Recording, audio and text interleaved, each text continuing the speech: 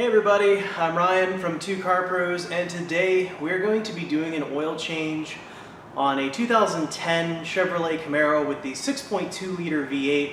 It's also known as the 5th generation Camaro. I looked up the 6th generation. While they are both 6.2 liter V8s, the oil plug is in a little bit of a different location, so this video kind of applies to the 6th generation, but it definitely applies to the 5th generation, which is what we're going to be looking at today.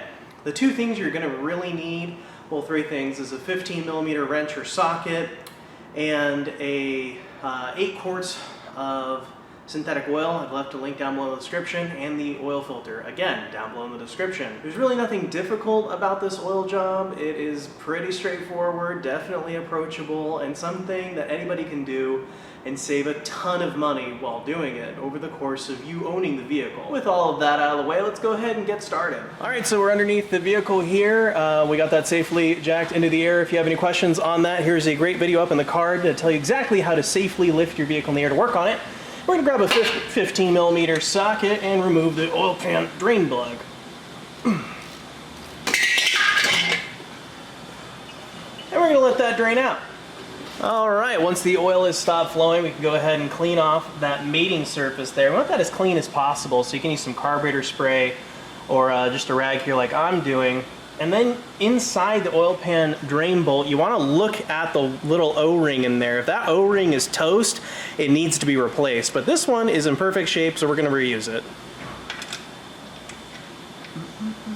And we're going to tighten that up. If I find a torque spec, it'll be on screen now, but just remember it's just holding oil into a pan. It's not actually holding any two things together, so, you know, tight enough is good. It doesn't need to be Hulk tight.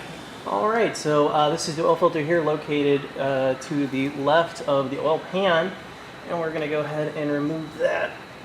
See, it's really tough to get with your fingers just because of the design, so what you can do is grab a large pair of channel locks.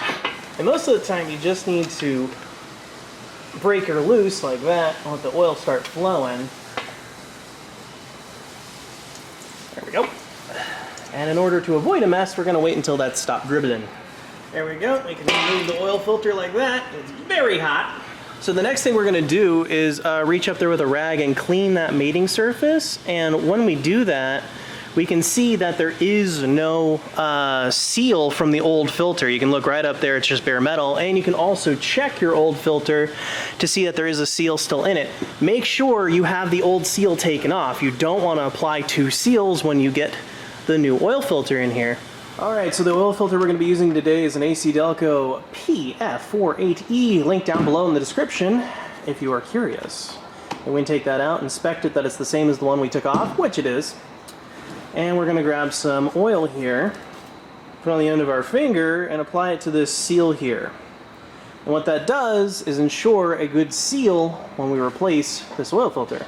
So now we can head over to the car again. Alright, and now we can replace our oil filter here. And the trick with an oil filter is you get it snug, and then you go 3/4 turn beyond that, or another standard is how tight you can get it on with one hand. You never ever use tools to put on an oil filter. Right there's perfect. Alright, so we're on top of the engine now, as you can see, and we're going to remove the oil cap here. And you're going to want some 5W30 with an API rating of at least SN, and they recommend Mobil 1, and I do too. Mobil 1 is my preferred oil. We're going to go ahead and place the funnel, not make a mess. Now, the manual says 8 quarts, but that sounds like a lot, so I'm going to put 6 in and check the dipstick. Alright, so that's 6 quarts in, so we're going to go ahead and check the dipstick. Just remove that there, wipe her on down. You want to insert it all the way down into the dip tube. Do not short change it. And we can look at it here. And we can see that it's kind of, you know, it kind of fools you into thinking like, oh yeah, it's like right up there.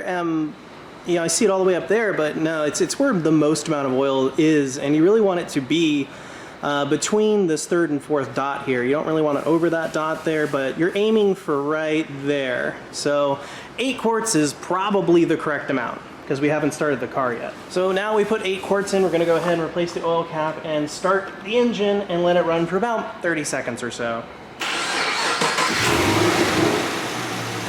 It's at this point, it's a good idea to look underneath the car to make sure it's not just gushing oil on the ground. All right, now we can check the final oil reading here. Wipe her off and put it back in.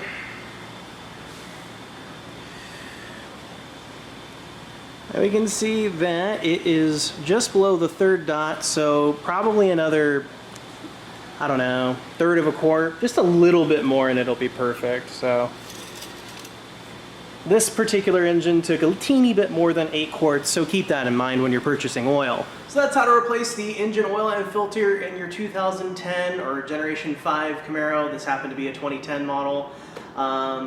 Thank you so much for watching. If you enjoy this type of content, make sure you're subscribed down below. That would really help out my channel as we are rapidly approaching 100,000 subscribers. Thank you so much for watching, and I'll see you next time.